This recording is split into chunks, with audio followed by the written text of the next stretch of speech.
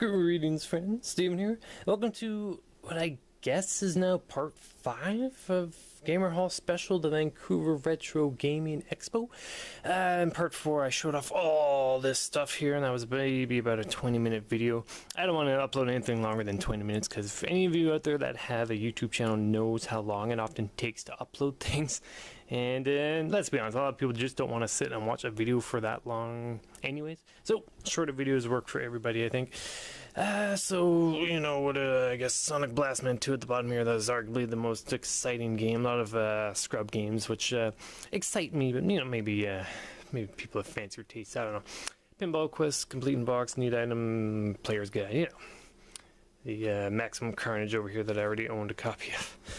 So, this is all stuff, well, not counting this, this is all stuff I picked up at the Retro Gaming Expo. Oh man, goodbye money. Hello stuff. Now let's take a look at some more stuff that I picked up, because yeah, I kind of got a problem with buying up lots of stuff.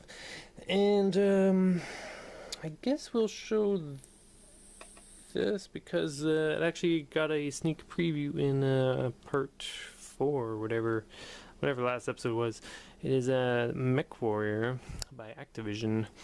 Now, as we saw in the last part, I've actually got the manual for it.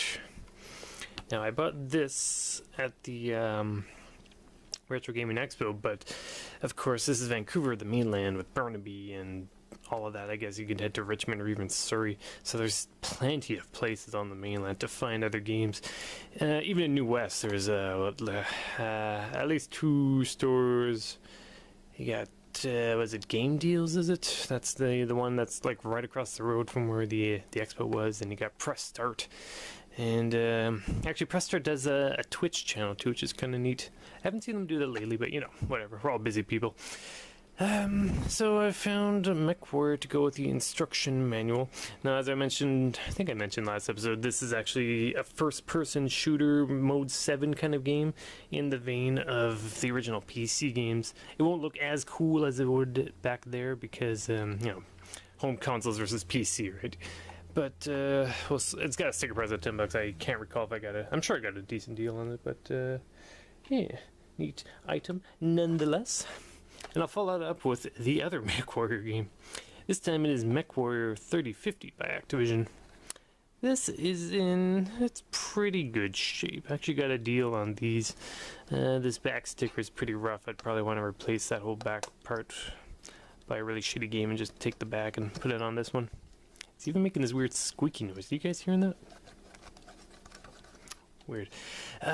While this last one was more of a first-person shooter, this one is actually a lot like the games Desert Strike or Jungle Strike. If you recall those games, it's kind of like an overhead camera angle and you're a helicopter just flying around. But of course, instead of this, you are now this Mech Warrior instead of a helicopter.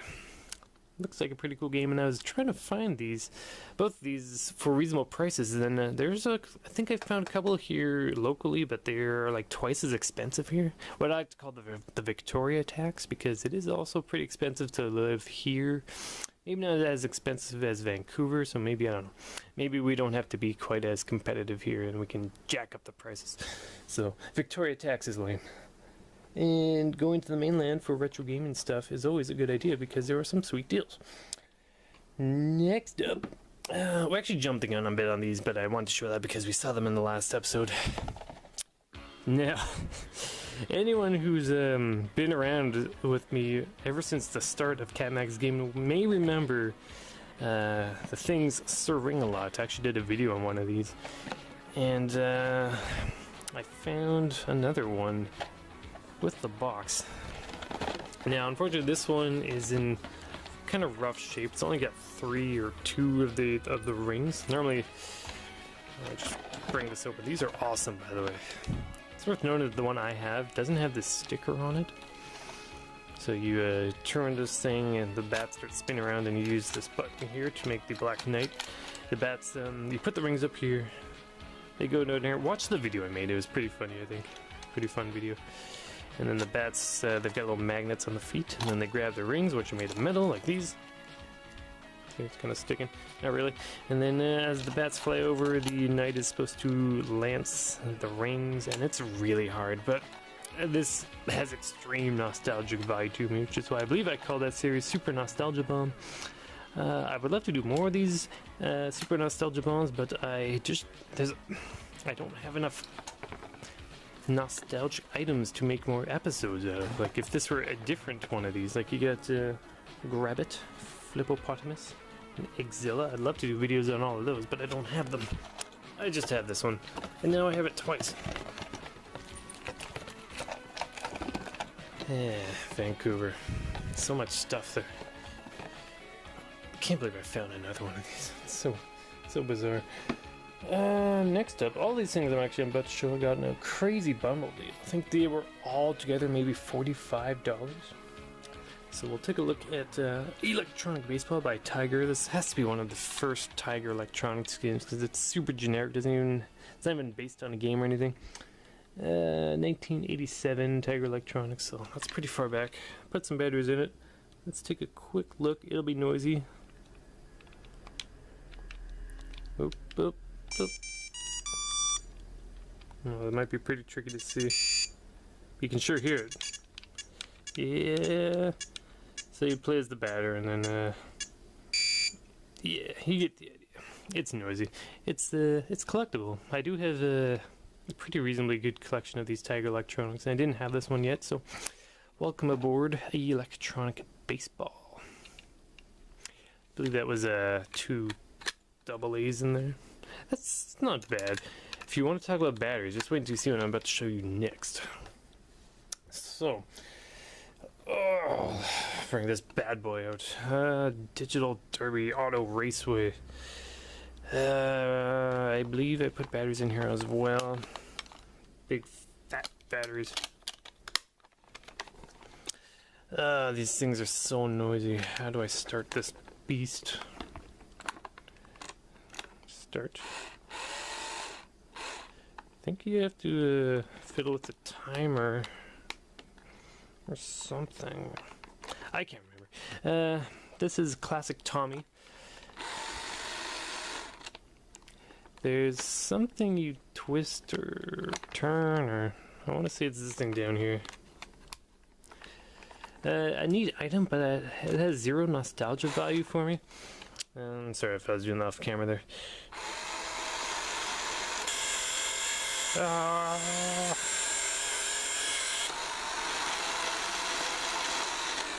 Oh, there you go. Yeah, I'm driving.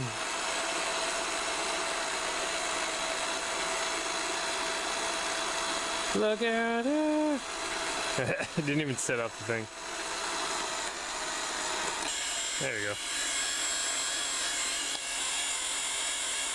Ah, it's so noisy. No more. Oh. Oh. Man, these things were noisy back then.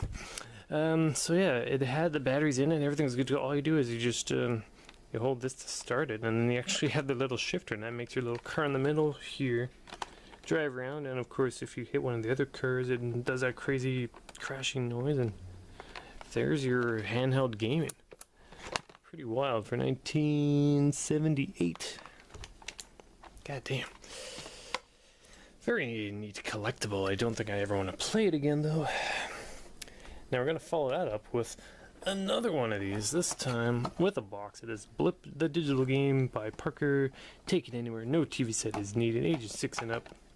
Now, this box has to be pretty darn rare, because this one didn't come with a box, that's for sure.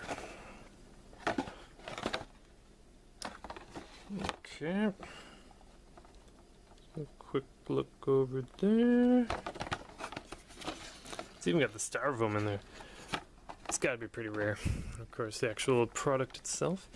Now, unfortunately, it comes with the box, which is awesome, but it is lacking the battery cover, which, as a collector, extremely bugs me, to the point where I'm even tempted to resell these, which I might. I don't know. They don't, like I said, they don't really have any nostalgia value to me. How does this one work? God damn, look at this stuff. Off and on, that's here. That's easy enough. If I don't drop it. Okay. I believe it's like Pong. Just flip, and you push the button, and you gotta wind it. It's weird that you have to wind it even though it has batteries. I don't know what's that all about, but you do the thing here. Serve. 1, 2, oh. Two. I don't know, it might be broken. I don't know, man, it's weird. Maybe on this side. Go on. That battery's falling out. That's okay. There we go. You get the idea. Weird, wild stuff from yesteryear. Kind of junk, I don't know. It has no nostalgic value to me, and that's really the key for any retro gaming collection. It has to have that personal value to you, and if it doesn't, it's just stuff. But I got this stuff for an amazing deal, and here comes the next and arguably the most amazing thing. Look at this. God damn. A race against time, split second, 5 electronic action games.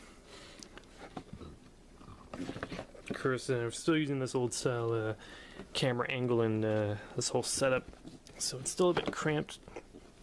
My apologies, but you get the idea. Look at this. Oh god, sexy beast. I've actually got they remade Merlin, which is something very similar to this. But this, look at the condition it's in too. It's beautiful. Look at. I'm not. Look. God damn. Is that 6 AA's? Yeah, I'm not gonna put all that together. But god damn, it's like looks like a Ferengi warship or something. Whew. Beautiful. And look, here comes the manual. This stuff doesn't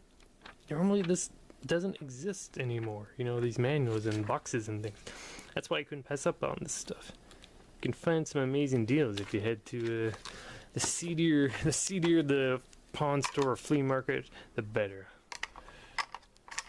It's like the Lower East Side. They used to have pawn stores all over the place. You can find some some pretty unique stuff, but now they kind of cleaned all that stuff out, and I worry for the crackheads because they don't know where they're going to sell all their belongings to get new crack from. So you get the idea here. It's got the assorted games off of the screen. Big small screen, but big everything else. Alright. Ooh. Oh yeah, I also got this one too. The guy just threw it in. Like I said, I got all these crazy electronic-y things for like $45. Oh man, amazing deal. I think this actually takes note of your motion controlling. Some pretty neat stuff. This is kind of lame because it's not retro enough. It's just kind of crappy, shitty looking thing. Alright, so let me adjust myself here. Alright, so there's only a few items left. Next up, we are going to take a look at a few more games. We got 4 left. Starting with this I got along with the Mech Warrior here. It is the game Gods. I believe I got it with Mech Warrior. Yeah. It's all about the bundle deals, guys. If you're at a place and you're buying a game, they're like, oh, they won't give me a deal. Try and buy a few games, because usually that means you will spend more, but you will also be able to probably save more in the long run, because at that point they will be tempted to make deals. So, retro gaming collecting pro tip. Ooh, it's got a marker on the back. That's no good. This is excellent. Should I keep it fodder? Because I've always wanted to play this game. It's just one of those weird games that it's just there and you've never really played it or know what it's about, but so now I finally have it. Gods by Mindscape for Super Nintendo. This store, I got this one from this old Chinese lady that runs it. She's kind of a hard ass when it comes to deals, but like I said, I bought a few of these here. So to that, so I bought from that lady 2 more items.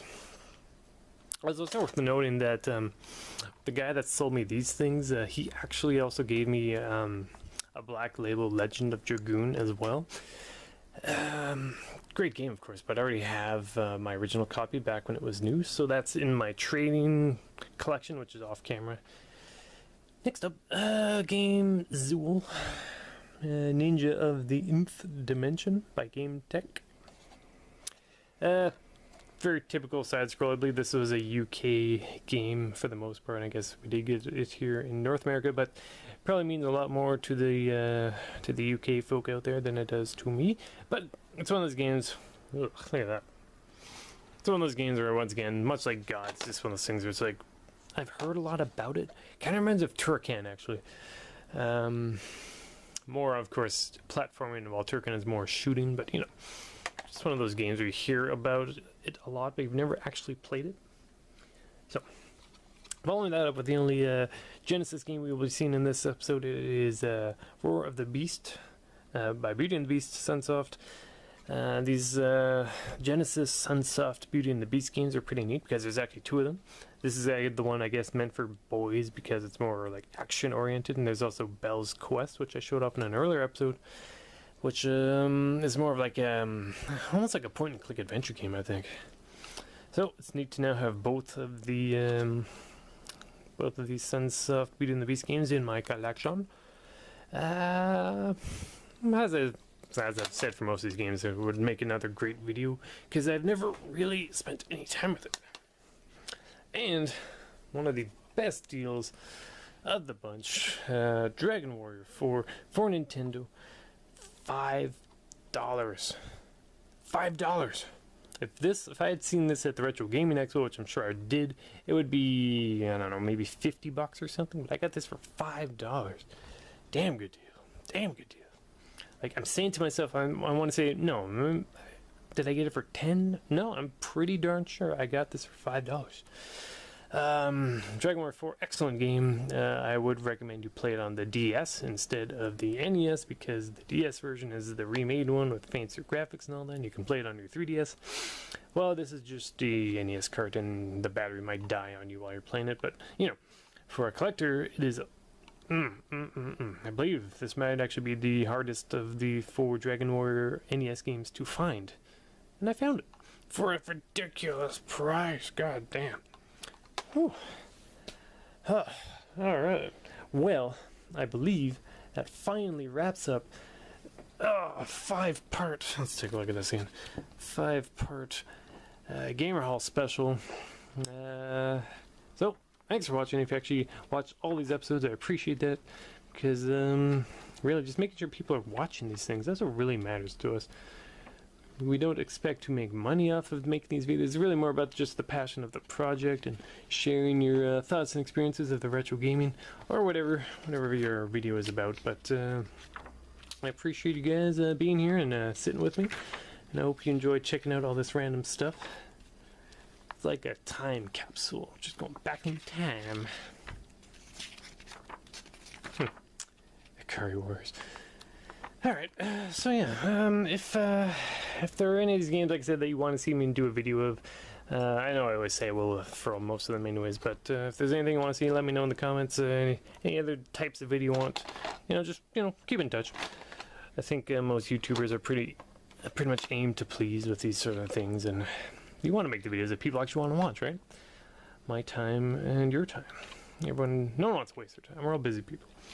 Alright dudes, I'm stopping this video now, so thanks for watching, and I guess I'll see you next year at 2015's Vancouver Retro Gaming Expo. Something like that. Alright dudes, thanks for watching.